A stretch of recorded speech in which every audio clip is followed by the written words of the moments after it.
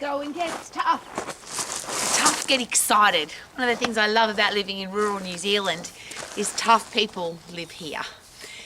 It's cold, it snows, it's windy, it gets really hot.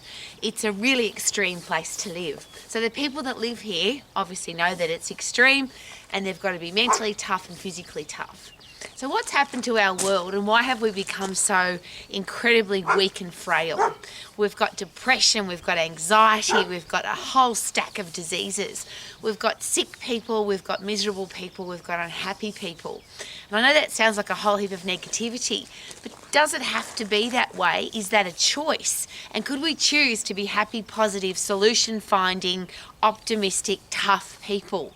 And that's why I love living here. Because the farmers, for example, who live here, they have to find a way.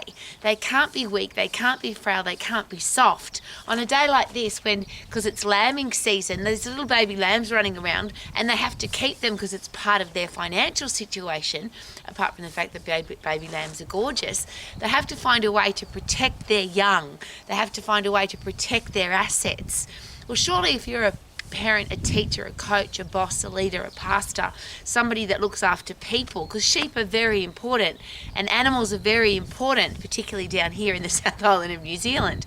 But surely the people that we love are far more important. So do we have a responsibility to be strong, to be mentally tough, to be able to handle situations, to be solution finders and to be optimistic? And on top of all of that, wouldn't it be great to have a good sense of humour?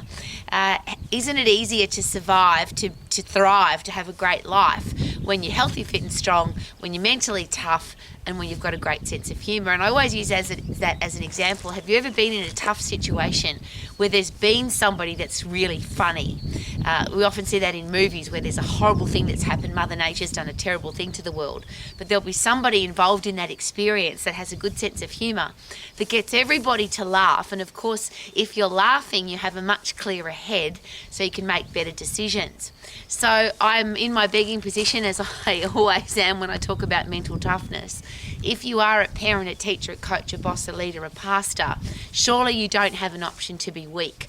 I don't. I've got people relying on me to be mentally tough. It's just Rowie is always happy, Rowie's always tough, Rowie always handles the situation. I'm very privileged to be married to a gorgeous man. K-Man handles every situation without panic, you can fight, you can flight, or you freeze. They're the three things that happen when people get stressed. So if you are a teacher, a coach, a boss, a leader, a pastor, you have that option, you have a choice. Will I freeze? Obviously that can't be a choice if you're looking after people. Will I flight? And that's a great way to get away from a threat. But if you look after people, if you're responsible for people, you don't have a choice to run away because you can't carry 5, 10, 20, 30, 100 people with you. So you have to learn how to fight. Mentally tough, physically strong, find the solution, kick it in the ass. I can't put it any other way. So I want to be a kick-ass, strong, passionate, positive person. How about you?